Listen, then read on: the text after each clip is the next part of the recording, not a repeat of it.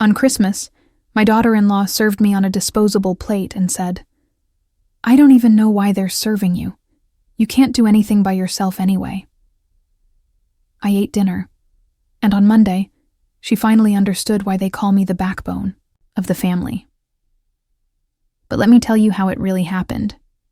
Because that moment at the dinner table wasn't just about a paper plate. It was about everything I had built, everything I had lost, and everything I was about to take back. I'm Ruth Wellington, 72 years old, and for 45 years I was the undisputed queen of this family. When my husband Charles was alive, every holiday happened at our house. Every major decision went through me. Every grandchild knew that Grandma Ruth's word was law. I didn't just run this family. I was this family. Then Charles died 3 years ago, and everything changed. Before we continue, comment where you're watching from and subscribe to the channel. We'd love to see how far our stories are reaching. Not immediately, mind you. At first, Amanda, my daughter-in-law, was all sympathy and support. "Mom, Ruth, don't worry about anything. Robert and I will take care of everything." She started small. Maybe she could host Christmas this year. Give me a break from all that cooking. Maybe the family meetings could happen at their house since it was more convenient for everyone. I was grieving, exhausted, and honestly grateful for the help. I thought Amanda was being kind. I thought my son Robert was finally stepping up as the man of the family. I was wrong about both of them.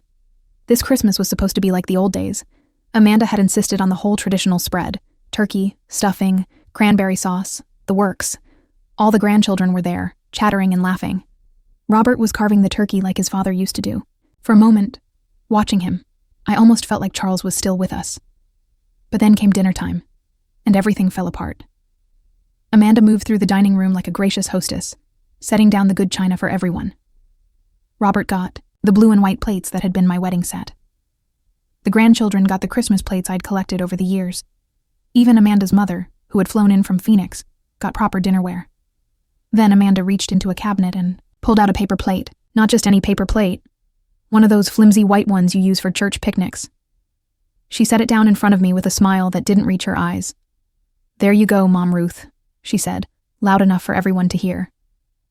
"I figured this would be easier for you to handle." I stared at that paper plate, feeling the weight of 45 years of family dinners pressing down on me. Around the table, conversation had stopped. The grandchildren were looking confused. Robert was focused on his carving, pretending he hadn't noticed. "Amanda," I said carefully, "I think there might be some mistake." She tilted her head, still smiling that cold smile. "Oh no mistake. I just thought, with your hands shaking the way they do, and how you've been having trouble with things lately." She shrugged. "I don't even know why they're serving. You can't do anything by yourself anyway." The words hit me like a physical blow. My hands weren't shaking. They never had been. I wasn't having trouble with anything except watching my own family treat me like an invalid. But what hurt most was the look in my granddaughter Sarah's eyes. Confusion. Then something that looked like pity. "Mom," Robert said quietly, still not looking up from the turkey. "Maybe we should just eat. Maybe we should just eat." "That's what," my son said. Not "Amanda, that's inappropriate." Not "Mom doesn't need a paper plate." Just maybe we should eat and pretend this humiliation wasn't happening at my own family's dinner table. So I ate. I cut my turkey with the plastic knife Amanda had so thoughtfully provided. I smiled at my grandchildren's stories about school. I complimented Amanda on the stuffing, even though it was nowhere near as good as mine had been. I played the role of the grateful, diminished old woman they apparently needed me to be. But inside, something was happening. Something cold and sharp was crystallizing in my chest. I looked around that table at the family I had built, the traditions I had created, the love I had poured into every holiday for decades. And I realized that somehow, while I wasn't paying attention, Amanda had stolen it all. She was sitting at the head of the table, my place. She was directing the conversation, deciding when courses were served, playing hostess with my family, and my son, my Robert, was letting her do it. Worse than that, he was helping her do it. When dinner was over, I helped clear the dishes. Or, rather, I tried to. Amanda gently took the plates from my hands. "Oh, Mom Ruth, don't worry about that. You just go sit down and rest. We've got this handled." I stood in the kitchen doorway, watching Amanda direct the cleanup like a general commanding. "Troops." My grandchildren were loading the dishwasher with my wedding china, while I held a soggy paper plate. This was my kitchen once. These were my dishes, my recipes, my family traditions. Now I was a guest in my own legacy. That night, I lay in the guest bedroom of what used to be my house. Yes, they had somehow convinced me to sign it over after Charles died, and I made a decision. Amanda thought I couldn't do anything by myself. She thought I was just a weak old woman who needed to be managed and controlled. She was about to learn exactly how wrong she was. Monday was coming, and with it, a reckoning that would remind everyone why they used to call me the backbone of this family. The morning after Christmas, I sat in what used to be my breakfast nook, staring at the same coffee cup I'd been using for 20 years. Even that had been relegated to the back of the cabinet, replaced by Amanda's modern white ceramic set. Everything about this house whispered the same message. You don't belong here anymore. But sitting there in the weak December sunlight, I wasn't thinking about coffee cups. I was thinking about how I had let this happen. How I had gone from being Ruth Wellington, the woman who could organize a church fundraiser with one hand and manage 3 generations of family drama with the other, to being someone who got served dinner on a paper plate in her own dining room. It hadn't happened overnight. Amanda was too smart for that. When Charles died, the grief nearly broke me. We'd been married 45 years, and suddenly half of my identity was gone. I couldn't sleep in our bedroom, couldn't make decisions about the simplest things. That's when Amanda stepped in with her gentle suggestions and helpful offers. Mom Ruth, you shouldn't be alone in this big house. Why don't you come stay with us for a while? Mom Ruth, managing all these finances must be so overwhelming. Let Robert help with the accounts. Mom Ruth, hosting holidays is such a big responsibility. Let me take some of that burden off your shoulders. Every suggestion came wrapped in love and concern. Every offer was presented as a favor to me, not a grab for power. And I was so tired, so lost without Charles, that I said yes to everything. The first Christmas at their house, Amanda had asked for my recipes. She wanted everything to be perfect, she said. She wanted to honor our family traditions. I spent hours teaching her how to make Charles's favorite stuffing, how to get the turkey skin just right, how to arrange the table the way we'd done it. For decades. She listened carefully, took notes, asked all the right questions. Then she served it all, and graciously accepted compliments on her cooking, while I sat at the far end of the table, watching my own traditions being performed by someone else. But I told myself it was fine. Amanda was family now. These traditions needed to continue, and if she was willing to learn them, that was a good thing. Charles would have wanted the family to stay together. The second Christmas, Amanda made a few small changes. I hope you don't mind, Mom Ruth, but I thought we'd try the table setting a little differently this year. More modern, you know? My grandmother's silver candlesticks were replaced with contemporary stainless steel. The centerpiece I'd used for 20 years was put away in favor of something Amanda had seen on Pinterest. When I mentioned it, Robert just shrugged. Mom, it's just decorations. The important thing is that we're all together. The important thing is that we're all together. That became the family motto whenever I raised concerns about the changes happening around me. When Amanda started making major household decisions without consulting me. When she began referring to our house in conversations with neighbors. When she slowly moved my personal belongings into smaller and smaller spaces. The important thing is that we're all together. By the third Christmas, this Christmas, I wasn't consulted about anything. I was informed. We're having dinner. At 2 o'clock, Mom Ruth. Robert's brother and his family will be joining us. I've planned the menu. No questions about what I might want to contribute. No requests for my input on family guests. I had become a visitor in my own life. But it wasn't just the holidays. It was everything. When my friend Margaret called to invite me to the church Christmas bazaar, Amanda answered the phone. Oh, Margaret, that's so sweet of you to think of Mom Ruth. But she's been having such a hard time getting around lately. I think it's better if she stays home and rests. I wasn't having a hard time getting around. I drove myself to the grocery store every week, walked 3 miles every morning, and had better balance than most people half my age. But Amanda had created this narrative of my decline, and everyone seemed to accept it without question. The worst part was watching my relationship with my grandchildren change. Sarah, my oldest granddaughter, used to call me every week. We'd talk about her job, her boyfriend, her dreams of traveling to Europe. But gradually, those calls became less frequent. When I asked Robert about it, he said, Mom, Sarah's busy with her own life now. You can't expect her to call as much as she used to. But I knew better.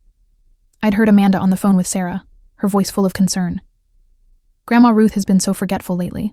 It's really sad to see her declining like this. Maybe it's better if you don't visit as often. She gets confused when there's too much activity. Forgetful. Declining. Confused. Amanda was painting a picture of dementia where none existed, and my own family was buying into it because it was easier than acknowledging what was really happening. The truth was, Amanda wanted me out of the picture. Not dead. She wasn't cruel in that way, but diminished, marginalized, reduced to the role of pitied grandmother who needed to be managed rather than respected. And it was working. Sitting in that breakfast nook on the morning after Christmas, I could see the full scope of what she'd accomplished. She had my house, my position in the family, my son's primary loyalty, and my grandchildren's attention. She had taken everything that mattered to me and made it hers, all while convincing everyone that she was doing me a favor. But Amanda had made one crucial mistake. She assumed that because I was old, I was weak. She assumed that because I was grieving, I was stupid. She assumed that because I'd been quiet about her manipulations, I was beaten. She had no idea who she was dealing with. I hadn't built this family's influence and wealth by being passive. I hadn't maintained 45 years of marriage, raised successful children, and managed countless family crises by being the kind of woman who accepted defeat gracefully. I had been Ruth Wellington long before I became Charles's wife, and I would be Ruth Wellington long after Amanda thought she'd erased me. Standing up from the breakfast table, I walked to the kitchen window and looked out at the garden Charles and I had planted together. Most of it was dormant now, waiting for spring. But I knew that underneath the winter surface, the roots were still strong, still alive, still preparing for the right moment to grow again. Amanda thought she'd won. She thought the paper plate was her final victory, the moment when everyone would see me as the weak, helpless old woman she'd been portraying me as. She had no idea that the paper plate wasn't my humiliation. It was her declaration of war, and Ruth Wellington had never lost a war that mattered. The week between Christmas and New Year's was always quiet in our house, but this year the silence felt different. Heavy, like the air before a thunderstorm. Amanda went about her daily routine, organizing and rearranging things that didn't need, organizing, making phone calls in hushed tones that stopped whenever I entered a room. She thought I was oblivious to her scheming. She had no idea I was conducting my own investigation. You see, there's one thing about living in the same house for 45 years. You know every hiding place, every loose floorboard, every spot where people think their secrets are safe. And when you've raised children and managed family finances for decades, you develop certain instincts about when something isn't right. The first clue came from the mail. Amanda had taken over collecting it months ago, claiming she was helping me manage my correspondence, but I'd started getting up early to intercept the mailman before she could sort through everything. What I found made my blood run cold. Credit card statements addressed to Amanda at my address. Store credit applications using my house as collateral. Bills for services I'd never authorized. Charges for items I'd never purchased. Amanda hadn't just taken over my role in the family. She'd been systematically using my financial credibility to fund her lifestyle. The Louis Vuitton purse she'd carried to Christmas dinner, purchased with a credit card in my name. The expensive kitchen renovation she'd done last spring, claiming it was a gift to help me enjoy my home more. Financed through a home equity loan against my property, but that was just the beginning. I waited until Amanda left for her weekly nail appointment, another expense I was apparently funding, and made my way to Robert's home office, the same office where Charles used to manage our investments, where I used to handle the family's charitable giving and estate planning. Amanda had convinced Robert to move all the financial documents there for better organization. It took me 20 minutes to find what I was looking for. Hidden behind Robert's college diplomas, Amanda kept a manila folder marked Household Management. Inside were bank statements, loan applications, and credit card records that painted a picture of financial deception so comprehensive it took my breath away. She'd opened 7 credit cards using my personal information. She'd taken out a second mortgage on my house without my knowledge, forging my signature on documents I'd never seen. She'd even applied for a reverse mortgage, planning to extract every cent of equity from the property Charles and I had spent decades paying off. The amounts were staggering. Over the past 2 years, Amanda had accumulated nearly $60,000 in debt using my name and credit. $60,000 spent on designer clothes, spa treatments, expensive dinners, and a luxury vacation to Europe that she'd told everyone was a gift from Robert's business. But the most damning evidence was a letter I found paper-clipped to the back of the folder. It was from Amanda to her sister in California, and it was dated just 3 weeks ago. Linda, it read, the plan is working perfectly. The old bat has no idea what's happening, and Robert just goes along with whatever I tell him. I've got control of all the finances now, and she's so confused about everything that no one questions my decisions. By next year, I should have enough equity pulled out to pay off my debts and maybe get that beach house we talked about. Robert thinks his mother is developing dementia. He actually suggested we look into nursing homes. Can you believe how easy this has been? I had to read it twice before the full impact hit me. Amanda wasn't just stealing from me. She was planning to have me declared incompetent so she could take complete control of my assets. The narrative about my declining mental health wasn't just social manipulation. It was legal groundwork for a guardianship proceeding that would give her power of attorney over everything I owned. My hands were shaking as I photographed every document with my phone.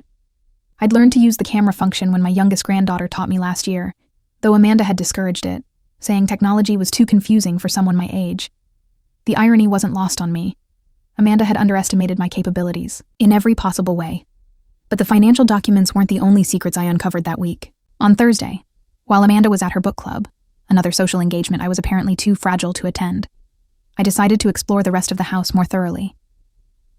In the guest room closet, behind boxes of Christmas decorations, I found shopping bags full of expensive items still in their original packaging, designer shoes that had never been worn, jewelry that had never seen the light of day, electronics still in their boxes. It was like discovering a treasure trove of stolen goods, except the theft victim was me. But the most interesting discovery came when I checked the landline phone's call history.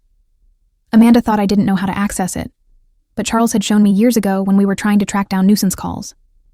What I found was a pattern of calls to financial institutions, credit companies, and legal offices, but one number appeared more frequently than others.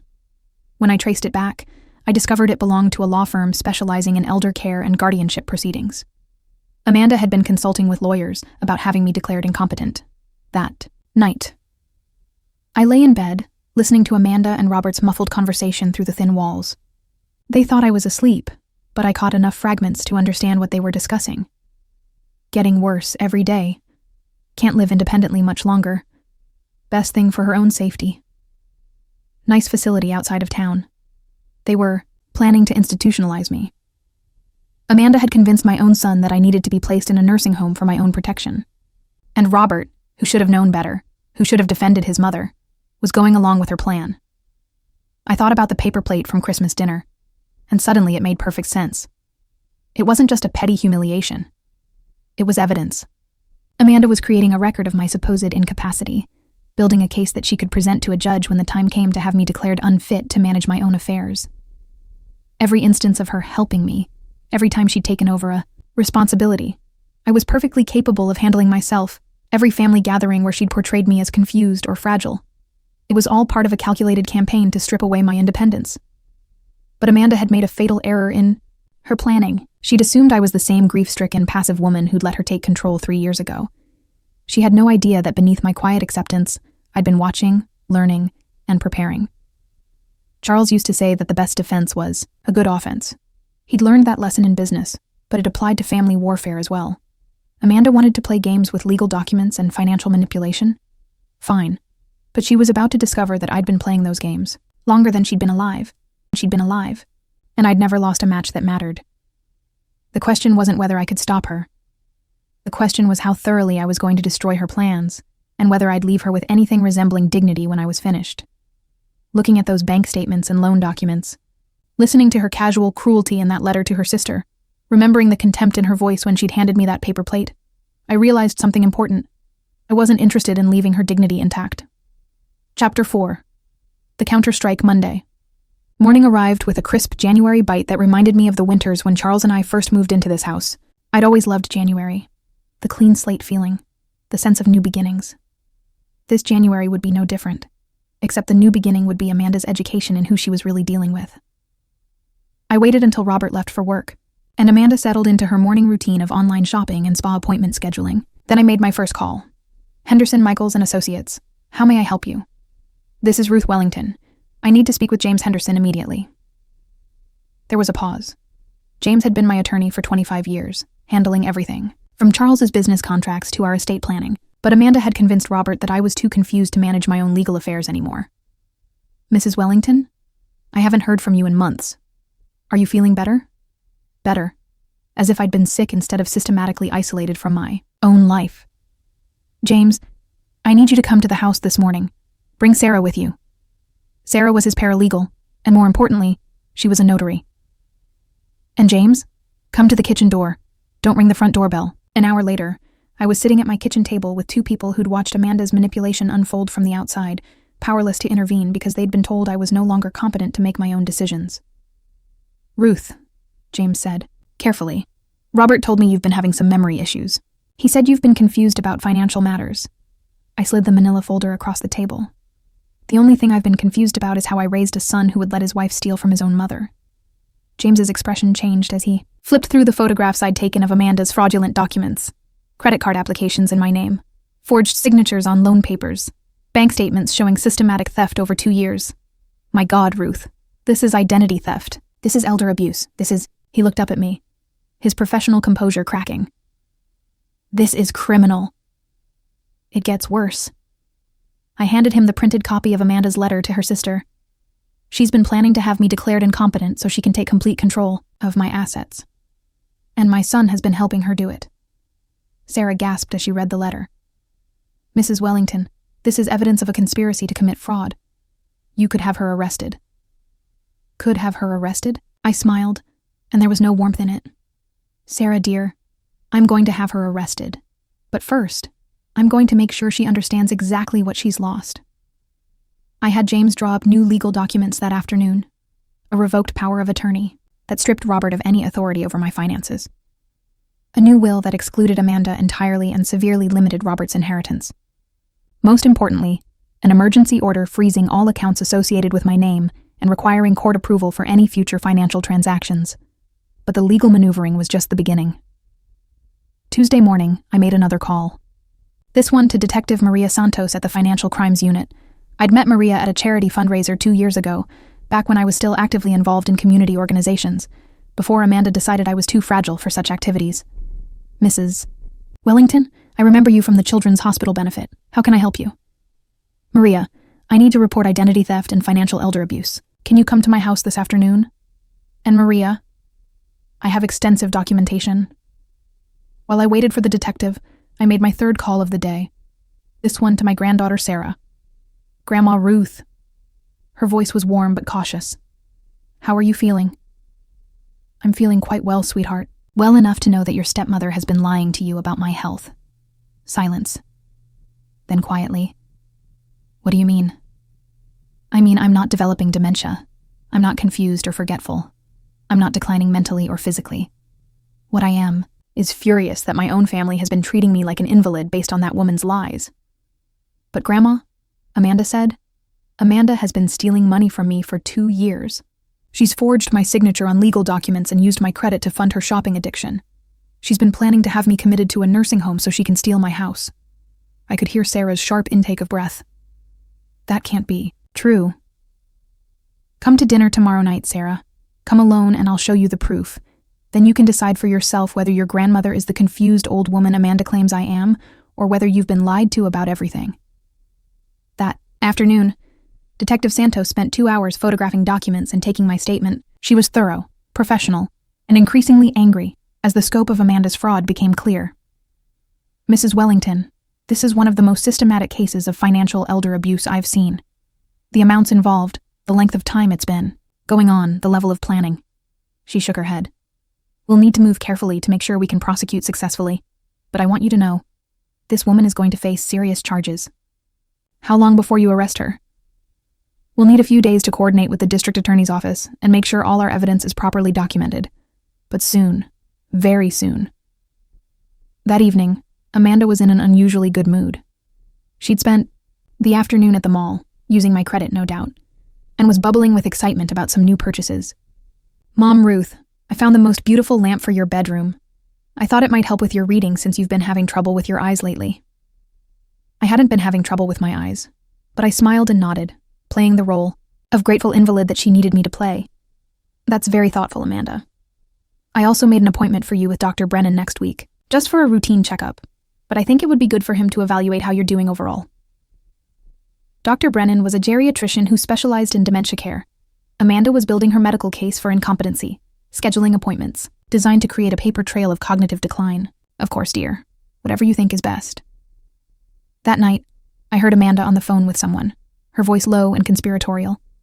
"Yes, everything's going according to plan. She's getting worse every day. I don't think it'll be much longer.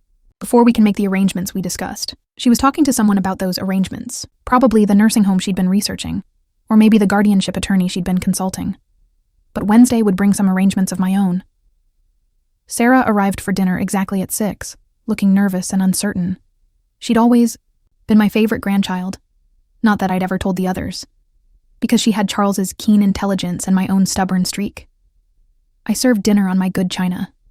All of it.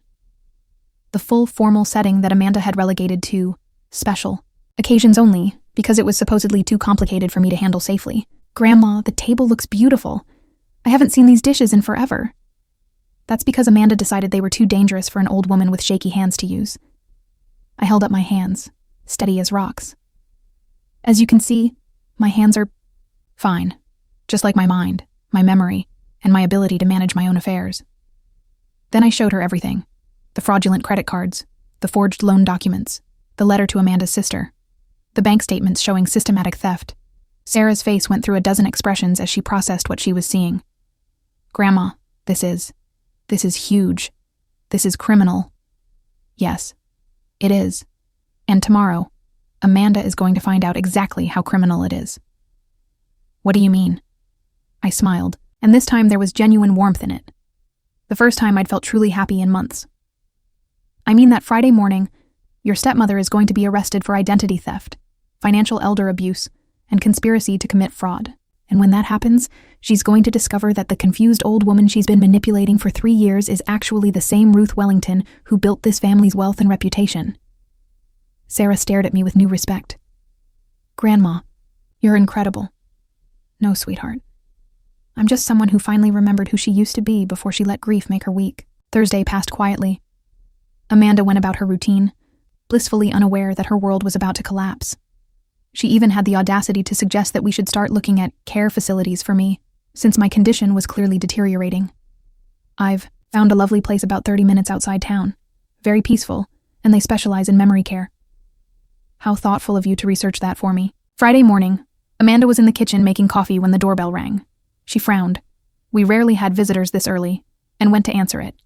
I followed at a distance, wanting to see her face when she realized what was happening.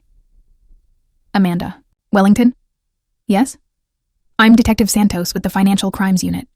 You're under arrest for identity theft, financial elder abuse, and conspiracy to commit fraud. The coffee cup slipped from Amanda's hand, shattering on the marble floor Charles and I had installed 20 years ago. The sound seemed to echo through the house like a gunshot. What? There must be some mistake. I haven't.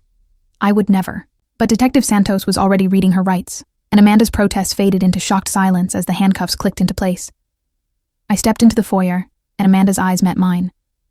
For the first time in 3 years, there was no condescension in her gaze. No pity, no smug superiority, just terror. Ruth? She whispered. Ruth, what's happening? I smiled at her, the same cold smile she'd given me when she handed me that paper plate on Christmas.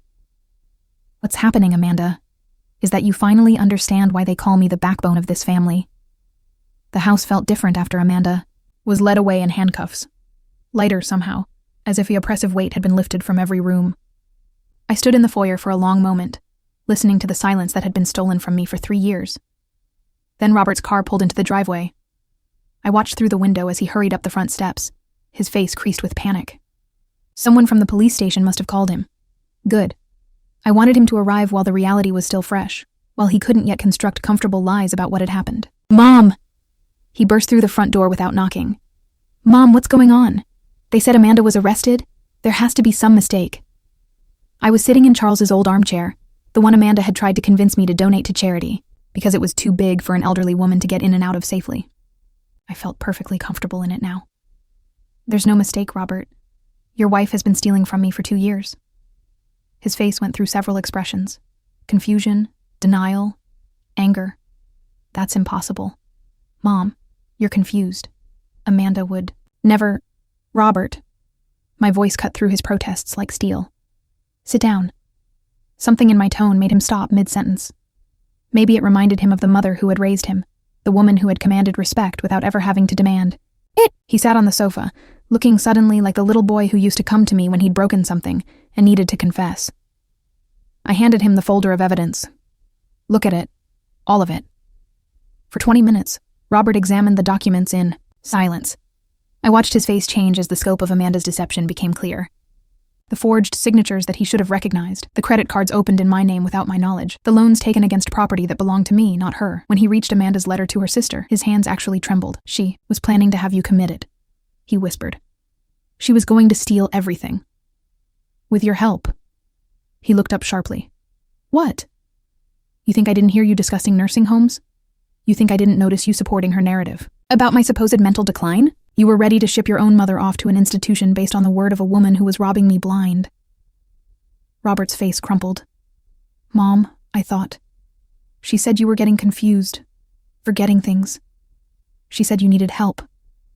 I needed protection, Robert. From her. And instead of protecting me, you helped her isolate me from my own life. I didn't know. You didn't want to know. I stood up, feeling stronger than I had in years. It was easier to believe I was declining than to acknowledge that your wife was a criminal. The front door opened again. Sarah walked in, followed by my other grandchildren, Michael and Emma.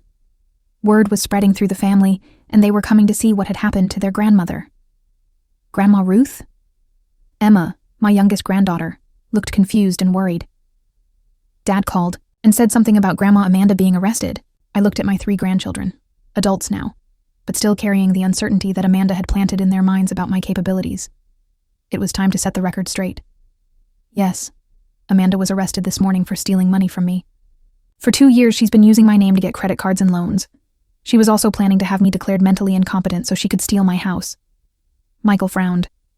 But Grandma, Amanda said you've been having memory problems. Have you noticed me having memory problems when you talk to me? He thought about it. Well, no, but she said she lied. Sarah stepped forward, her voice firm. I had dinner with Grandma on Wednesday. She showed me all the evidence. Amanda made up the whole story about Grandma being confused. I watched as understanding dawned on their faces. Slowly, the respect that had been carefully eroded over 3 years began to return to their eyes. So you're okay? Emma asked. You're not sick? I'm 72 years old, and I'm in better health than most people half my age. I drive, I cook, I manage my own finances, and my memory is perfect. The only thing that was wrong with me was that I let grief make me vulnerable to a manipulator. Robert was still sitting on the couch, staring at the evidence in his hands. Mom, I'm so sorry. I should have known. I should have protected you. Yes, you should have. The simple acknowledgement hit him harder than any angry tirade could have. I saw tears in his eyes, and for a moment I felt sorry for him. But sympathy was a luxury I couldn't afford right now. There were still consequences to be dealt with. What happens now? Sarah asked. Now Amanda faces criminal charges for what she's done. Identity theft, elder abuse, fraud. She's looking at several years in prison. And Dad? Michael looked at his father with an expression I couldn't quite read. That depends on your father. I turned to Robert. You have a choice to make. You can continue to enable and excuse your wife's behavior, or you can choose to be the son and father this family needs. Robert wiped his eyes. What do you want me to do? I want you to testify against her when this goes to trial. I want you to acknowledge publicly that you were manipulated into supporting her lies about my mental health. And I want you to understand that you will never again have any authority over my personal or financial affairs. Mom, those are not requests, Robert. Those are conditions. If you want to remain part of this family, you will meet them. The room was silent except for the ticking of the grandfather clock Charles had bought for our anniversary 20 years ago. The same clock Amanda had wanted to sell because it was too old-fashioned for modern decor. Finally, Robert nodded. Okay, yes, I'll do whatever you need me to do. Good. I looked around at my family, my son, my grandchildren, all of them seeing me clearly for the first time in years. Now let me tell you what's going to happen next. Over the next hour, I outlined my plans. The financial accounts would be restored to my sole control. The house would be returned to my name exclusively, with Amanda's name removed from all documents. Robert could continue to live here if he chose, but as my guest, not as co-owner. More importantly, family decisions would once again go through me. Holiday celebrations would return to our house with our traditions, prepared the way they'd always been prepared. Amanda's modern innovations would be discarded in favor of the customs that had held this family together for decades. What about Amanda? Emma asked quietly. What about her? I mean, after. after everything is resolved legally? Will she be allowed back in the family? I considered the question carefully. Amanda had stolen money, forged documents, and planned to have me institutionalized. But more than that, she had tried to steal my identity as the family matriarch. She had attempted to erase me from my own life. Amanda made her choices, I said finally. She chose to see me as weak, as someone she could manipulate and discard. She was wrong about that, and now she has to live with the consequences. As my family filed out that evening, each of them hugging me goodbye with a warmth that had been missing for 3 years, I felt something I hadn't experienced since Charles died: complete control over my own life. The paper plate from Christmas. Dinner was still in the kitchen trash, buried under coffee grounds and vegetable scraps. I pulled it out and looked at it one more time, remembering the contempt in Amanda's voice when she'd placed it in front of me. Then I tore it into small pieces and dropped them back in the garbage where they belonged. Monday was indeed coming, just as I'd promised. But it wouldn't bring Amanda's victory. It would bring the restoration of the natural order, with Ruth Wellington exactly where she belonged, at the head of her family, respected, feared, and never again underestimated. 6 months later, I stood in my kitchen preparing Christmas dinner. My kitchen, my dinner, my family traditions, restored to their proper glory. The house hummed with the kind of energy I remembered from the old days, when Charles was alive and our home was the undisputed center of family life. Sarah was helping me with the stuffing, using the recipe I'd taught her grandmother 40 years ago. Michael was setting the dining room table with my wedding china, all of it properly arranged, the way it should be. Emma was in the living room with Robert, hanging ornaments on the Christmas tree we'd selected together last week. Real ornaments passed down through generations, not the modern glass balls Amanda had insisted were more contemporary. "Grandma," Sarah said, carefully measuring sage into the stuffing mixture. I still can't believe how she fooled everyone for so long. Amanda's trial had ended 3 weeks ago. She'd been sentenced to 4 years in prison for identity theft and financial elder abuse, plus another 2 years for the attempted guardianship fraud. The judge had been particularly harsh about that aspect of her crimes. "Mrs. Wellington," he'd said during sentencing, "deliberately undermining an elderly person's perceived competency in order to gain control of their assets represents a particularly cruel form of exploitation. The court will not treat such behavior lightly." Robert had testified against her, as I'd required. It hadn't been easy for him. I could see the conflict in his face as he described how Amanda had manipulated him into believing I was declining mentally. But he'd done it, and in doing so, he'd begun to earn back my trust. She was good at what she did, I told Sarah. Manipulation is a skill, and Amanda was highly skilled. She understood exactly how to use people's love and concern against them. But you figured it out. Eventually, though it took me longer than it should have. That wasn't entirely true. Part of me had sensed something was wrong almost from the beginning, but grief had made me vulnerable, and loneliness had made me grateful for any attention, even the poisonous kind Amanda offered. The important thing is that I remembered who I was before I lost myself completely. Robert appeared in the kitchen, doorway, looking uncertain. He'd been walking on eggshells around me for months, afraid to presume too much, careful not to take any of my restored authority for granted. "Mom, should I start carving the turkey?" "Please."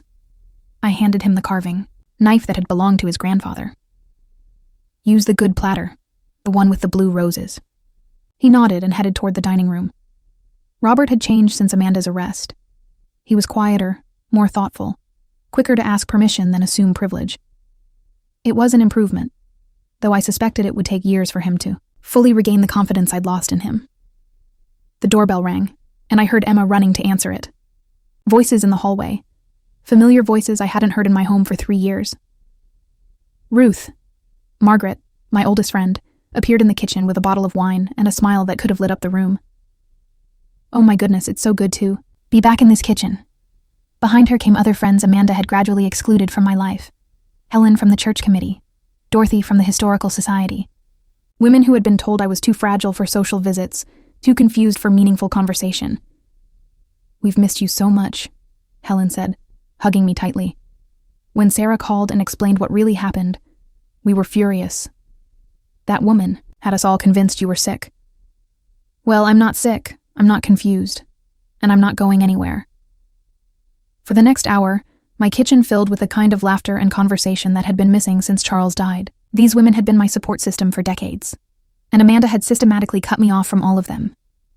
But they were back now, and so was I. When we sat down for dinner, I looked around the table at faces that glowed with warmth and genuine affection. This was what Christmas was supposed to feel like. This was what family was supposed to be. Robert stood to say grace, a tradition we'd maintained since the children were small. Dear Lord, we thank you for bringing our family back together. We thank you for preserving Mom's health and strength, and for opening our eyes to the truth. We thank you for second chances and new beginnings. His voice cracked slightly on the last words, and I knew he was thinking about Amanda.